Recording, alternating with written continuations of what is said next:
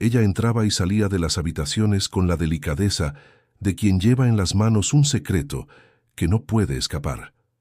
Se llamaba Doña Beatriz, aunque la mayoría de los huéspedes ni siquiera sabía su nombre. Para los gerentes y empleados del lujoso Grand Hotel del Mar, ella era solo la camarera más antigua del equipo, siempre presente, siempre silenciosa, siempre invisible. Durante casi 40 años hizo el mismo recorrido. Llegaba antes de que amaneciera, limpiaba, doblaba, organizaba y se iba sin llamar la atención. Nunca faltaba, nunca se quejaba. Y quizá por eso nadie realmente notaba su presencia.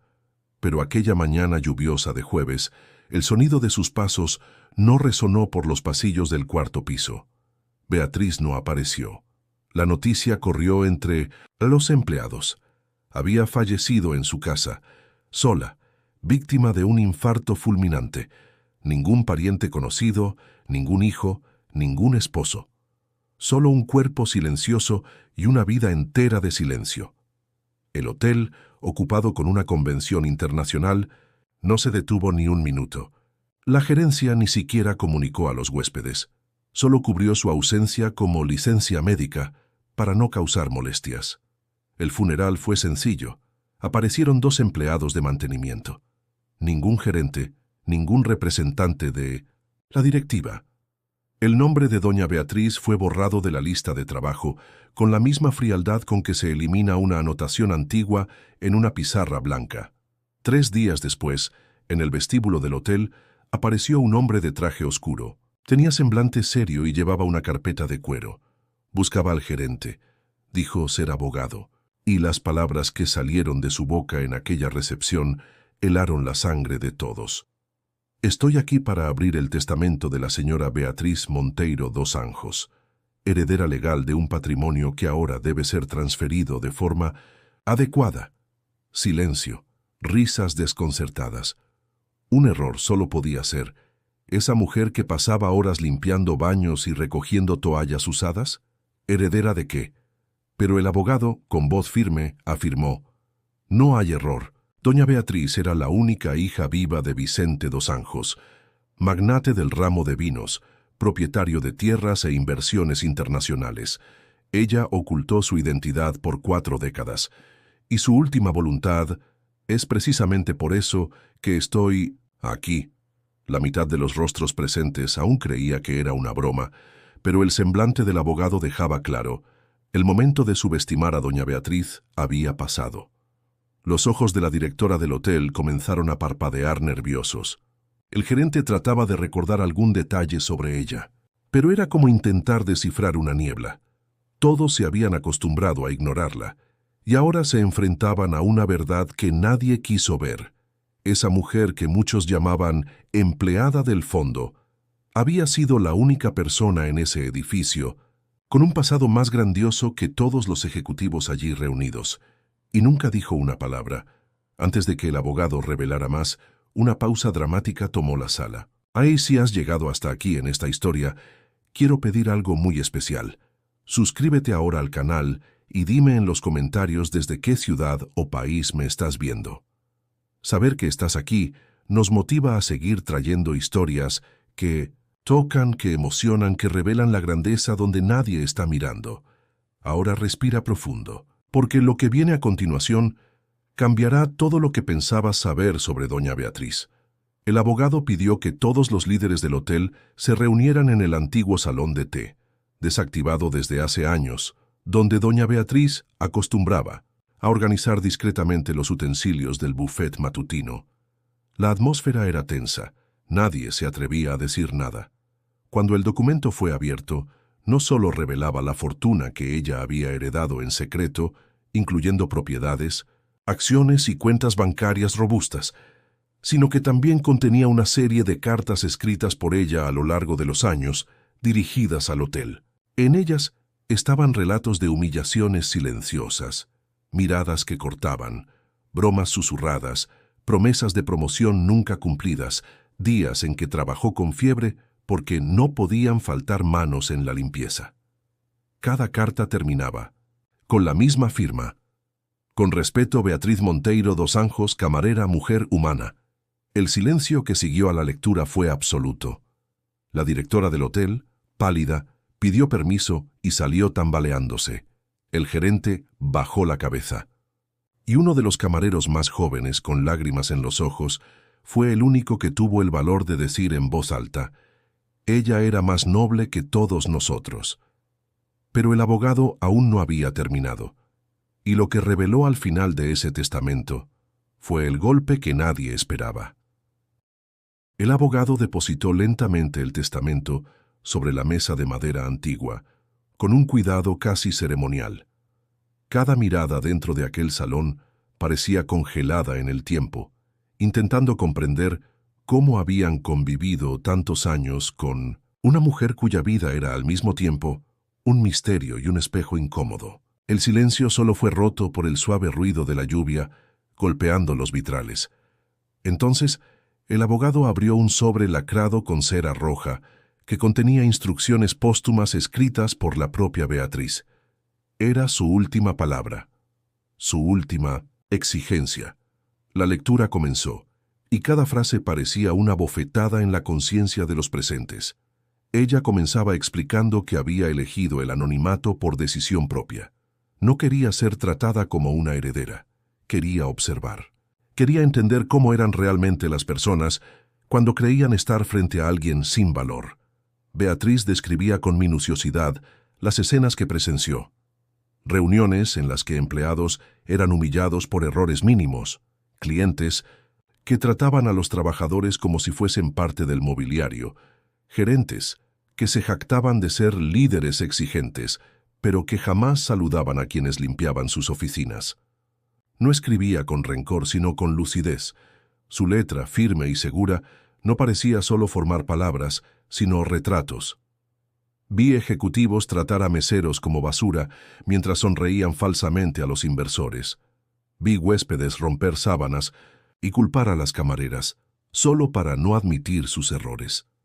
Vi mujeres limpiar vómito con las manos mientras escuchaban gritos de superioridad, y nadie veía nada, porque nadie miraba hacia abajo. El lujo del hotel siempre estuvo sostenido por el silencio de los invisibles, y yo fui una de ellos, por elección, porque necesitaba ver, necesitaba probarme, algo a mí misma. En ese momento el gerente general, señor Ricardo Vallés, pidió que se diera por terminada la reunión. Dijo que aquello era demasiado emocional y que no era necesario exponer a todos a los detalles personales de la exempleada. Pero el abogado se negó con firmeza. Afirmó que el deseo de doña Beatriz era claro. Cada palabra debía ser escuchada por todos los que tuvieran poder dentro de ese lugar, y que la reunión no terminaría hasta que todas las cartas fueran leídas, una por una. El ambiente se volvía pesado. Algunos intentaban disimular la incomodidad. Otros miraban el suelo como si esperaran que surgiera una salida entre los azulejos. Pero no había escapatoria. Lo que salía a la luz era la esencia podrida que se oculta detrás de tantas sonrisas corporativas y trajes caros. Y Beatriz lo sabía. Una de las cartas más extensas describía un episodio ocurrido 10 años antes, cuando una camarera llamada Janaína fue despedida injustamente tras la desaparición de unas joyas en la habitación de un huésped influyente. Todos recordaban aquel escándalo, pero lo que nadie sabía es que Beatriz vio cuando la propia esposa del huésped, ebria, colocó los pendientes en el bolso equivocado. Y cuando surgió la confusión, Beatriz buscó al gerente de la época. Intentó contar lo que había visto, pero fue ignorada, y Janaína fue despedida sin oportunidad de defensa. Beatriz entonces comenzó a escribir cartas que nunca fueron respondidas. Y ahora, en el testamento, la historia finalmente tenía voz. Con los ojos bien abiertos, una de las actuales camareras, sentada al fondo, se llevó las manos a la boca. Era hija de Janaína. Llevaba 2 años trabajando allí y nunca supo que su madre había sido víctima de una injusticia tan cruel. Beatriz no solo relataba el hecho, también adjuntaba un video de seguridad de la época que había copiado y guardado en secreto. La grabación sería mostrada más tarde, como parte del cumplimiento de su última voluntad. El hotel tendría que exhibir públicamente, para todos los empleados, lo que realmente sucedió aquel día. Era una exigencia, una herida que debía limpiarse, una reparación necesaria. Mientras tanto, en las redes sociales del hotel, un comentario empezó a viralizarse. Escuché que la camarera que murió era millonaria. ¿Es verdad eso? En menos de una hora, sitios de chismes y periódicos locales ya habían captado la historia. El Grand Hotel del Mar estaba en el centro de una tormenta de proporciones inesperadas, y Beatriz sabía que eso ocurriría. Sus cartas predecían el comportamiento de la prensa, el pánico de la directiva e incluso los intentos de encubrir la situación.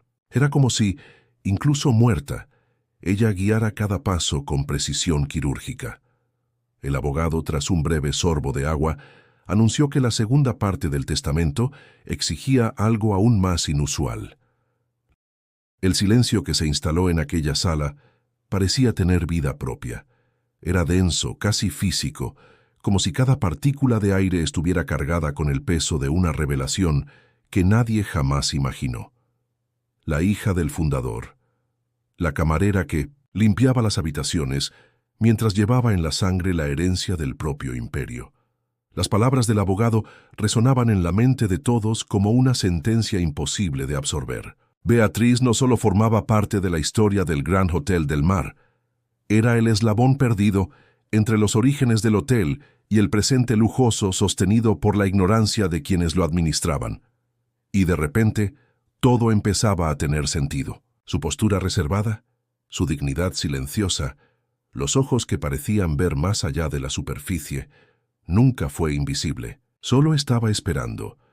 El abogado continuó con la lectura, ahora de un diario personal que Beatriz había mantenido durante más de 30 años. Las páginas, cuidadosamente digitalizadas e impresas en papel de lino, estaban organizadas en 1900 en orden cronológico.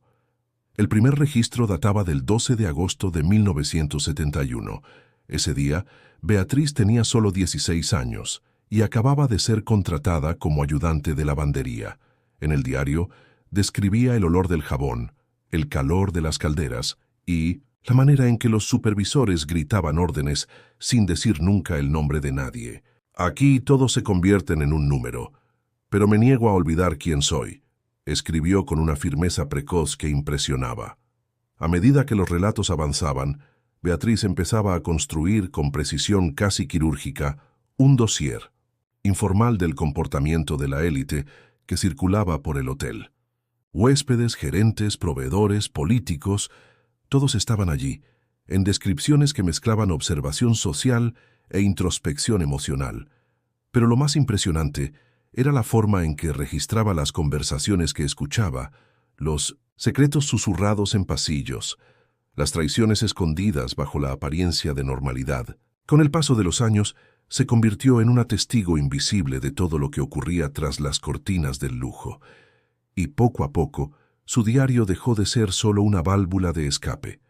Pasó a ser un documento de valor incalculable. En uno de 1906, los pasajes más impactantes, fechado en 1985, Beatriz relata el momento en que descubrió, por las palabras de una ex empleada del archivo, que era hija del propio fundador del hotel, don Arturo del Mar.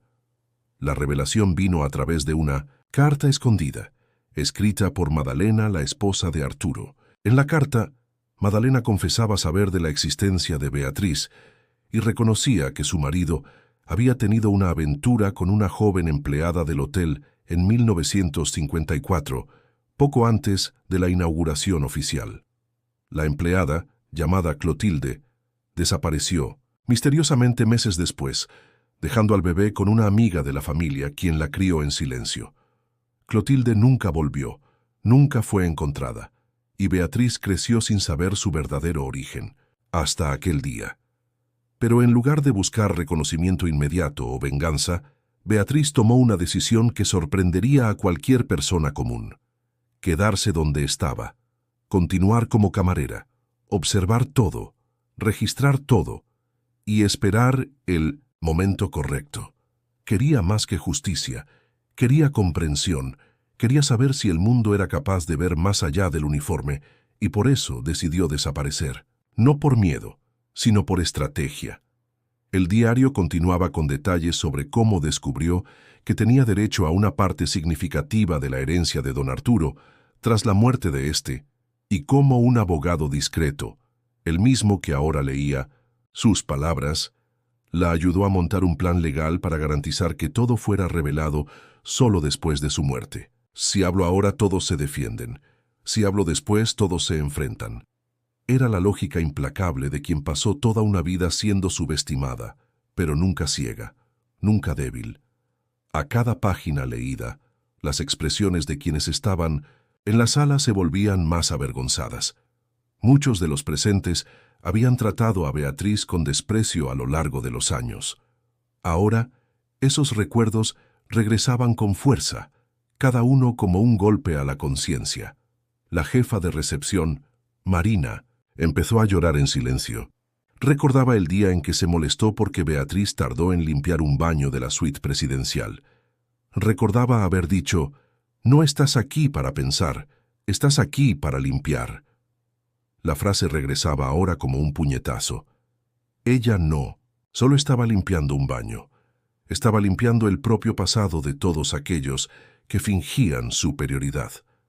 En medio de la narrativa, el abogado hizo una pausa, y la cámara que transmitía la lectura en vivo para el sobre rojo parecía arder en las manos del abogado. Era el único ítem que no había sido mencionado en el testamento, ni registrado en los archivos jurídicos. Estaba guardado en una caja aparte, entregado a él personalmente por Beatriz 2 años antes de su muerte. Este solo debe abrirse cuando todo haya sido revelado. Pero aún así, cuando nadie haya entendido nada, le había dicho con esa voz suave, pero que llevaba la misma firmeza de quien comanda un ejército sin nunca levantar la voz. Era el tipo de enigma que parecía un capricho poético, hasta que uno conocía a Beatriz. Ella nunca hacía nada por casualidad.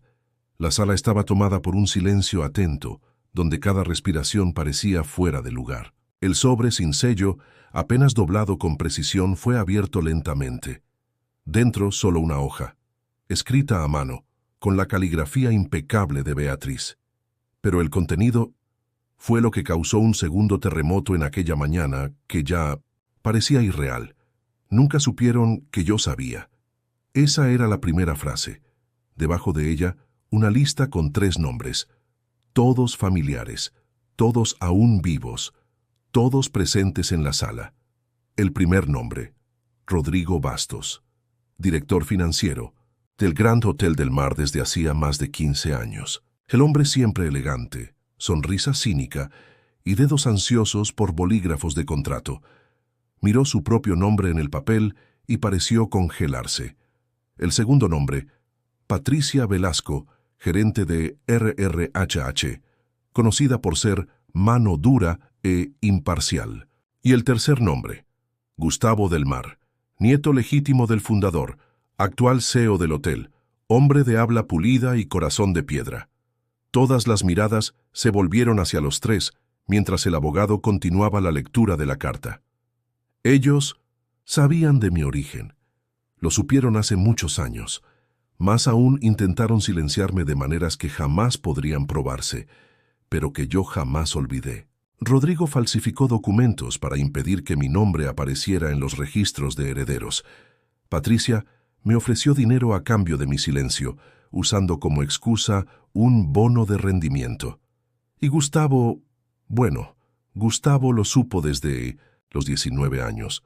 Encontró la carta de Magdalena antes que yo, y la escondió, la rompió, la quemó, pero yo ya había hecho una copia, y la había entregado a un abogado antes siquiera de empezar a trabajar como camarera. Sabía que el mundo no cambia cuando se grita, sino cuando se observa el momento exacto para actuar.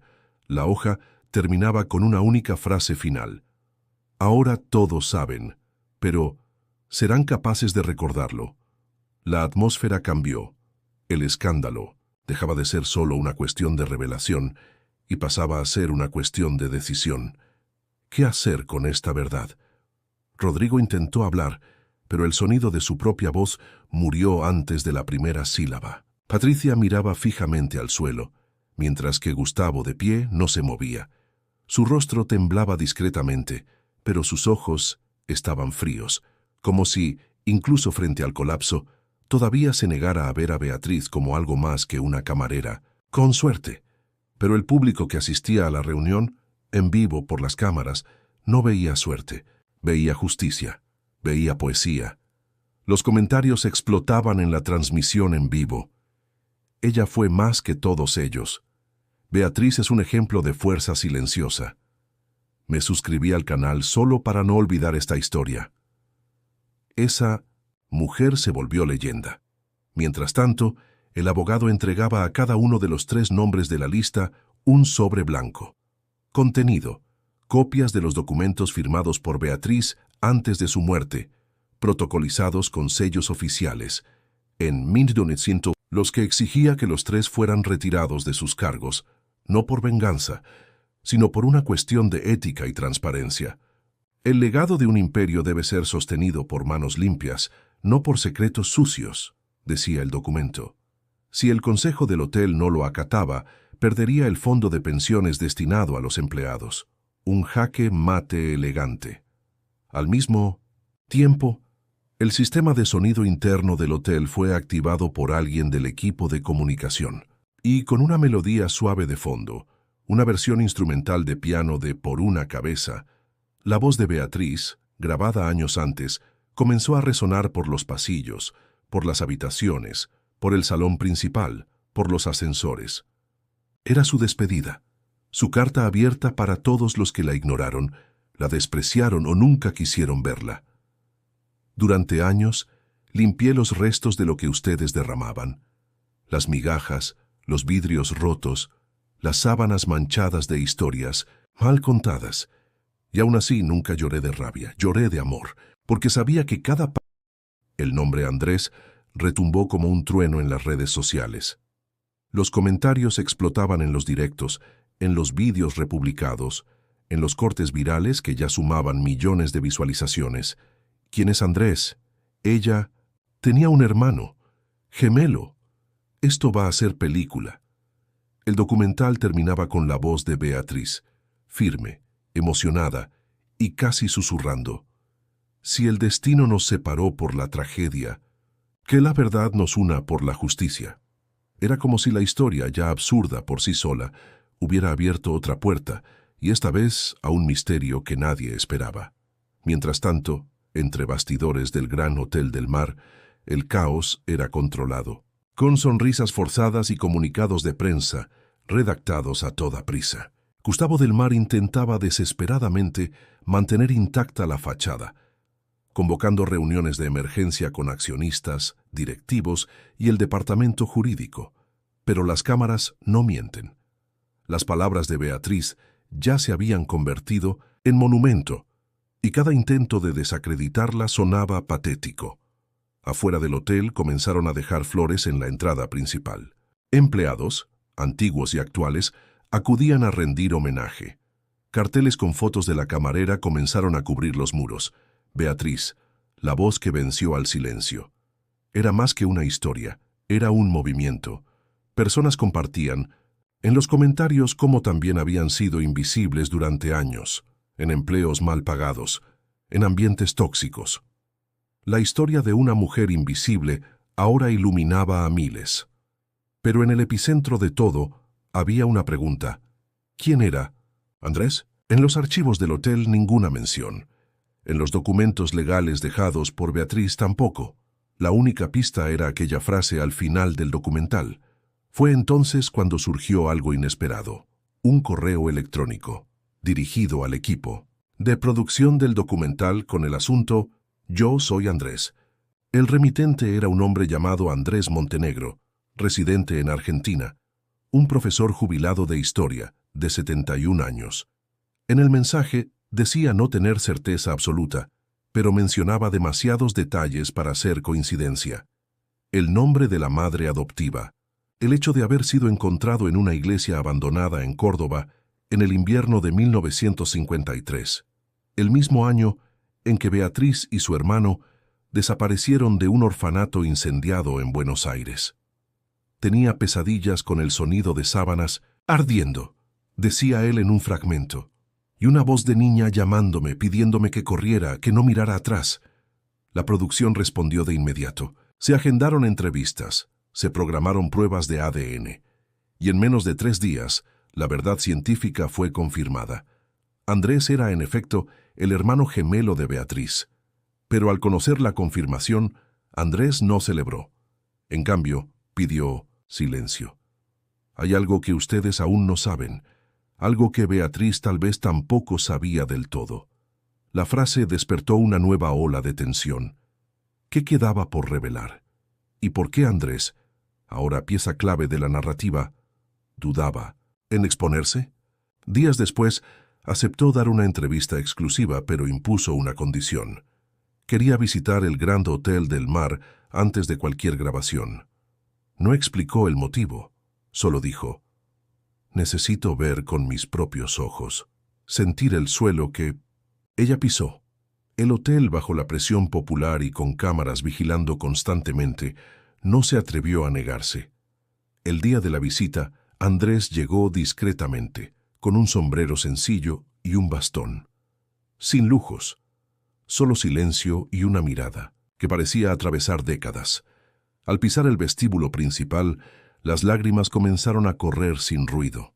Recorrió los pasillos con pasos lentos, pasando por los cuadros en las paredes, los candelabros dorados, las alfombras que amortiguaban los sonidos, y que también habían amortiguado tantas verdades durante tanto tiempo. Frente a la habitación, 117 se detuvo. Permaneció allí varios minutos. Cuando le preguntaron el motivo, respondió: soñé con este número cuando era niño, pero nunca entendí por qué. Ahora lo entiendo. Dentro de la habitación, nada parecía especial. Pero Andrés pidió quedarse solo. En cuanto la puerta se cerró, se arrodilló en el centro y comenzó a llorar. No de tristeza, sino de una mezcla indescriptible de alivio, dolor y reencuentro espiritual. Más tarde, contó a la producción que sintió la presencia de Beatriz allí, como si me estuviera esperando. Después de la visita se programó la entrevista. Andrés, ante las cámaras, comenzó a relatar su versión de la historia. Y fue allí cuando el mundo conoció una pieza oculta del rompecabezas. Mi hermana fue separada. La carta con el sello de la familia del Mar permaneció sobre la mesa de producción durante horas. Nadie se atrevía a tocarla de nuevo. Andrés, al recibirla, la leyó en silencio, con las manos temblorosas no solo por la edad, sino por el peso que cargaban aquellas palabras. No toda verdad necesita ser dicha. La frase parecía escrita con sangre fría, tal vez por alguien que aún vivía a la sombra de un secreto enterrado hace décadas. La presencia de aquella carta le daba a la historia un nuevo tono. Ya no se trataba solo de justicia, se trataba de sobrevivir, y tal vez del precio de cavar demasiado hondo. Mientras tanto, en las redes sociales, la historia de Beatriz ya había cruzado fronteras. Grupos de activistas empezaron a investigar casos similares. Otras camareras, empleados antiguos de hoteles, comenzaron a surgir con testimonios, con nombres, con recuerdos incómodos. Algunas decían haber visto a Beatriz escoltada por hombres, de traje en noches extrañas, llevada a los pisos superiores en reuniones secretas, regresando con la mirada baja y los labios sellados. Una de estas empleadas, hoy jubilada, reveló un detalle que eriza la piel. Siempre decía que no podía equivocarse, que alguien la observaba, como si supiera que estaba siendo puesta a prueba. Estos testimonios solo alimentaron el interés del público. Programas de televisión, podcast, periódicos, todos querían entrevistar a Andrés, pero él se negaba. Decía que aún había algo fuera de lugar. Beatriz fue cuidadosa. Cada uno de sus gestos era calculado. No esperaba que su muerte causara revuelo, pero dejó todo preparado, como quien dispone un tablero. Y fue en ese punto que Andrés comenzó a revisar personalmente las pertenencias de su hermana, artículo por artículo, en busca de pistas. Entre ropas dobladas con delicadeza y libros usados, encontró una caja de música antigua. No era cualquiera. Tenía el escudo del Grand Hotel tallado en oro desgastado. Cuando giró la llave, al compás de una suave melodía de tango antiguo, un cajón oculto se abrió discretamente en la base del objeto. Dentro, un sobre envejecido. En la esquina, escrito a mano: si algún día Andrés regresa. Dentro del sobre, una carta, la última carta de Beatriz. La caligrafía temblorosa denunciaba que había sido escrita poco antes de su muerte. Pero el contenido era un abismo. Querido hermano, si esta carta ha llegado a ti, es porque el destino, de alguna forma, fue amable. Tal vez se acordó de nosotros, tal vez nos dio una segunda oportunidad, aunque tardía. Necesito que sepas que siempre supe de tu existencia. Cuando fui rescatada del incendio, escuché decir que no habías sobrevivido, pero con el tiempo entendí que eso era una mentira conveniente para ellos. Ellos, los hombres de trajes que no decían nombres, solo daban órdenes. Ella continuaba relatando cómo, siendo aún adolescente, fue transferida entre instituciones, hasta ser adoptada por una fundación vinculada a la familia del mar. El objetivo: entrenar a jóvenes para trabajar en silencio en hoteles de lujo, sirviendo a la élite. Pero había un detalle macabro. Algunas de esas jóvenes desaparecían, otras regresaban cambiadas. Beatriz nunca se atrevió a preguntar, pero escuchaba, observaba, aprendió a mantener la mirada baja mientras memorizaba rostros, voces, nombres. Con el tiempo, fue comprendiendo que el hotel no era solo un hotel, era un escenario, y tras bambalinas se escondía algo más siniestro de lo que cualquier huésped podía imaginar. En la carta, Beatriz mencionaba una habitación invisible, un número que nunca aparecía en las listas de reservas, un piso entre el tercero y el cuarto, accesible solo mediante una llave oculta en el viejo ascensor, ese que no funcionaba para los huéspedes. Allí, decía ella, ocurría algo. Vi a hombres entrar, vi a mujeres salir llorando. Una vez escuché gritos ahogados. Eso nunca se borró de mi mente, pero tenía miedo, mucho miedo. En ese punto, Andrés se detuvo, respiró hondo, llamó al equipo de producción. Dijo solo: volvamos al hotel hoy.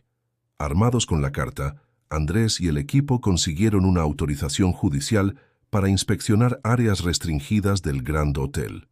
Entraron acompañados por periodistas, abogados, incluso un comisario jubilado. Al abrir el antiguo ascensor de servicio, encontraron cubierto por años de pintura el botón 3B.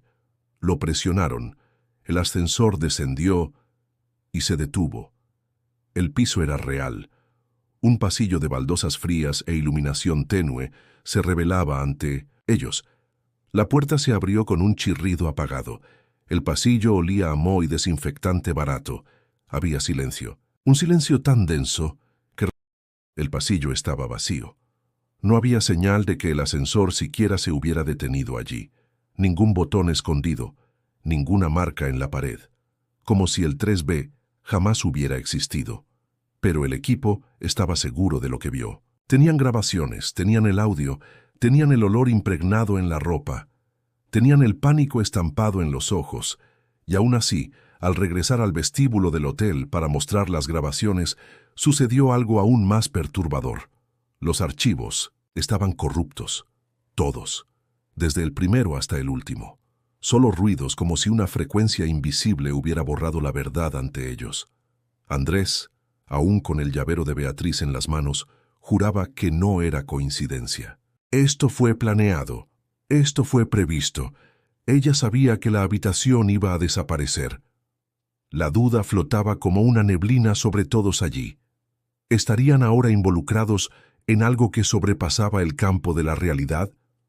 Fue entonces cuando el abogado de Beatriz, el mismo hombre callado que apareció al inicio de la historia con el testamento, regresó inesperadamente al hotel. Llamó a Andrés para una conversación privada. Y lo que reveló fue aún más perturbador. No era solo abogado, era un ex empleado de la familia del mar. Había sido mayordomo por 22 años antes de estudiar Derecho. Conoció a Beatriz cuando era joven, y fue ella quien lo incentivó a estudiar, a salir, a tener el valor de romper con los del mar. Ella veía en mí una salida, pero yo era débil, huí, la dejé allí, prometí que volvería, y nunca volví. Hasta que años después recibió la carta con el testamento y las instrucciones. Espera mi muerte. Cuando ocurra, saca todo a la luz, pero solo cuando mi hermano esté presente. Él es la clave. El abogado contó que Beatriz había hecho copias de todo, escondidas en diferentes lugares. Ella incluso previó que borrarían los registros. Por eso cada cinta de aquella sala era una copia. Las originales están contigo, Andrés. Nadie entendió de inmediato. Pero al regresar a casa, Andrés tuvo un impulso. Subió al ático de la pequeña casa donde se alojaba y revolvió cajas viejas.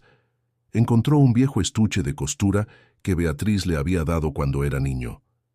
Por alguna razón, nunca lo había tirado. Dentro, al levantar el forro, encontró un pendrive, oxidado pero intacto. Al conectarlo a la computadora se reveló un único archivo, verdades.mp4. Al abrirlo, el video comienza con la imagen de Beatriz, sentada frente a la cámara, su rostro cansado, pero la mirada firme. Si estás viendo esto, es porque ya no puedo callarme, y porque finalmente soy libre. Ella entonces narra con detalles todo lo que vio.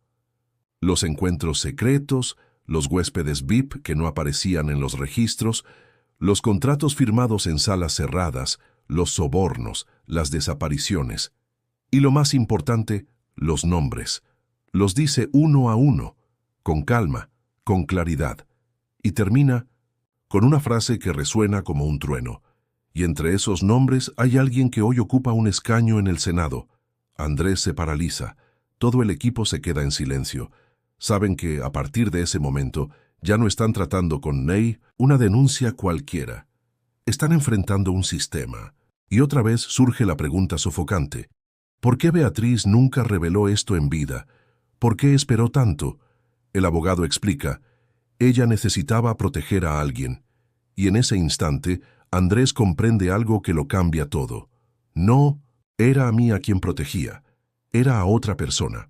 A la mañana siguiente, el periódico local titula «Filtración de archivos vincula a políticos con red de corrupción en hoteles de lujo». Alguien del equipo, sin autorización, envió fragmentos de la grabación a la prensa. El caos se instala. El nombre de Beatriz se convierte en símbolo. Algunos la llaman mártir, otros loca. Pero el país se detiene para escuchar su voz.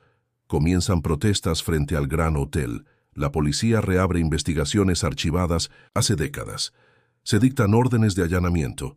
Un juez ordena el cierre temporal del hotel para peritajes. Pero cuando los agentes intentan registrar el lugar, descubren que gran parte del sótano fue demolido durante la madrugada, sin autorización.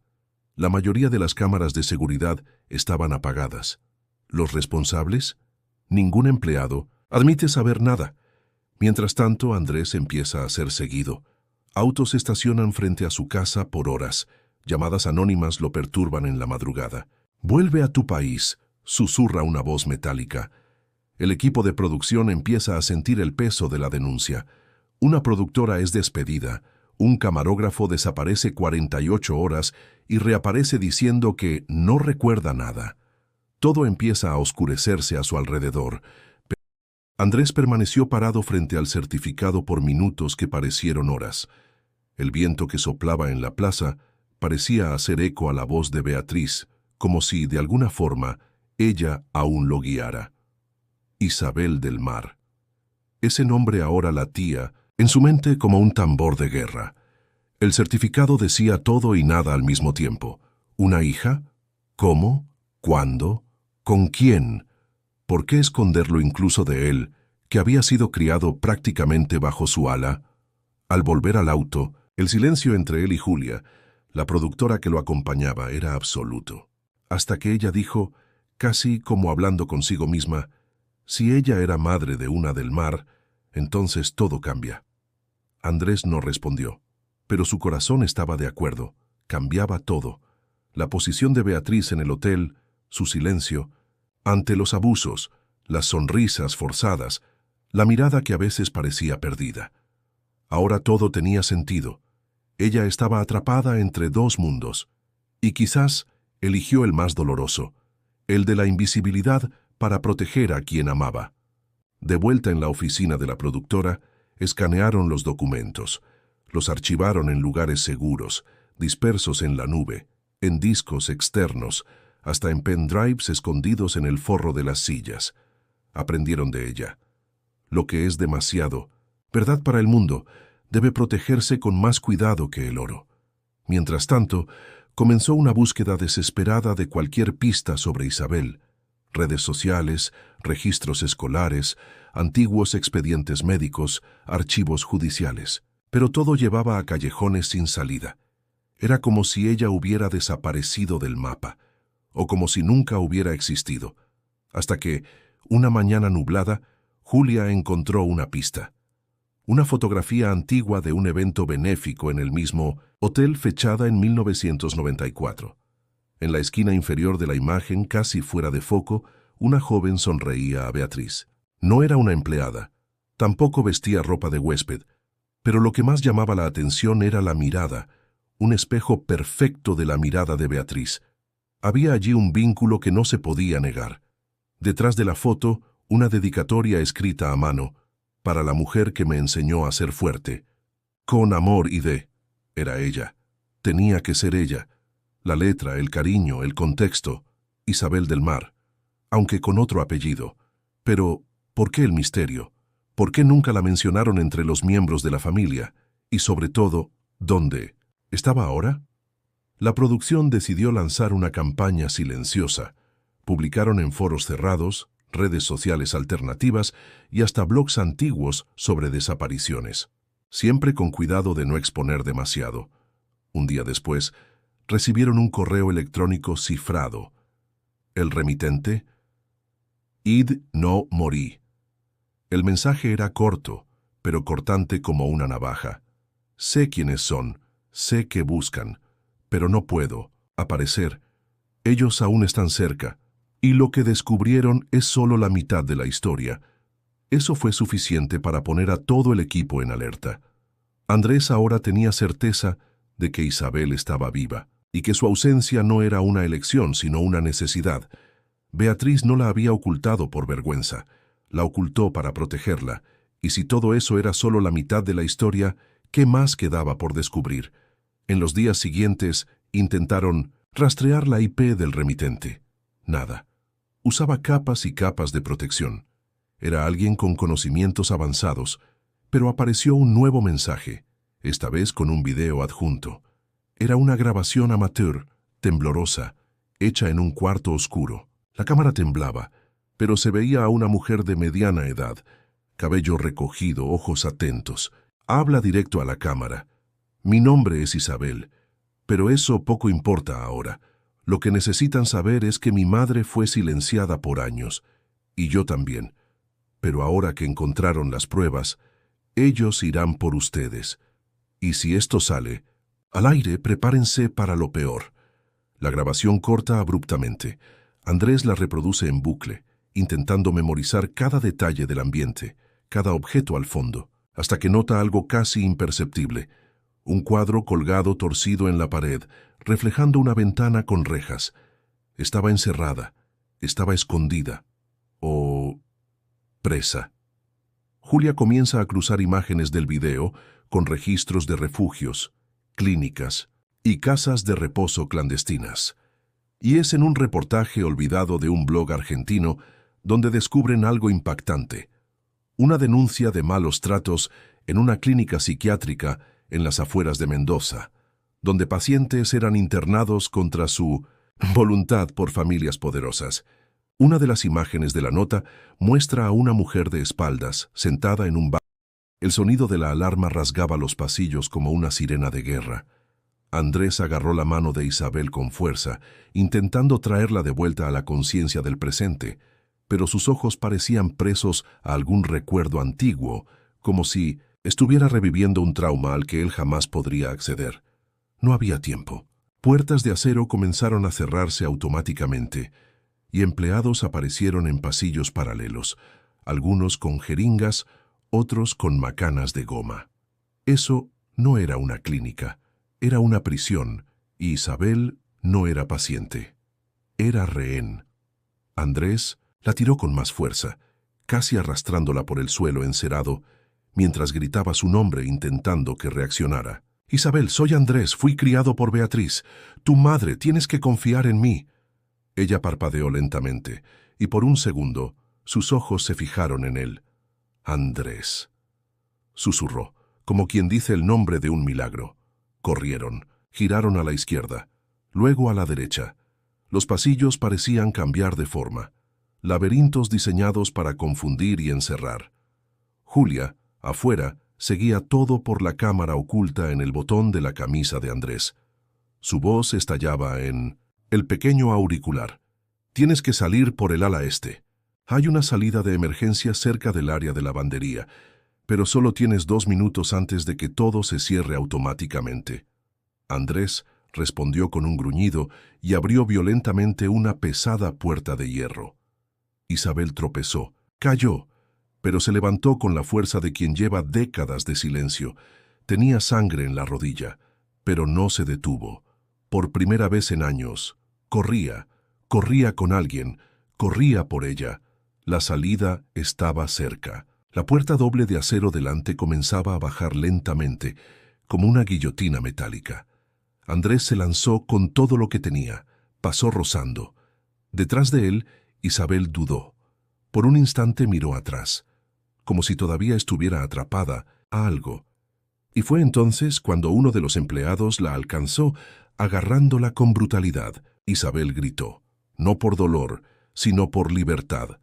Andrés, del otro lado de la puerta, metió el pie en el metal. Gritaba, suplicaba, golpeaba con el hombro. La alarma seguía sonando, pero su voz del otro lado era más fuerte. «No me dejes. Aquí. Confía en ti». Y entonces, como movido por una fuerza ancestral, Andrés sacó la pequeña palanca de emergencia, oculta al lado de la puerta, algo que solo un empleado sabría dónde encontrar. Él no era uno de ellos, pero sabía cómo pensaba Beatriz. Ella siempre dejaba una ruta, siempre, y tiró. La puerta se detuvo. Subió un poco, lo suficiente para que él pasara de nuevo, y lo hizo. Enfrentó al empleado con un empujón seco. Agarró a Isabel por la cintura, y juntos atravesaron. La puerta se cerró con un estruendo, y el silencio reinó por un instante. Pero no duraría. Afuera, Julia los esperaba en un auto con el motor encendido. Isabel fue puesta en el asiento trasero. Temblaba, pero sonreía. El mundo afuera era real otra vez. El coche arrancó por caminos de tierra, mientras el sol comenzaba a salir en el horizonte. Por primera vez en años había luz en su rostro, pero aún había mucho por hacer. Durante días se escondieron en distintos lugares, moteles anónimos, departamentos de amigos de confianza, hasta un convento abandonado. Mientras tanto, el equipo organizaba documentos, videos, pruebas, cartas de Beatriz, el video de confesión de Isabel y un dossier completo sobre la clínica clandestina. Y entonces, en el momento justo, liberaron todo a la prensa. El impacto fue inmediato. Los noticieros explotaron con reportajes.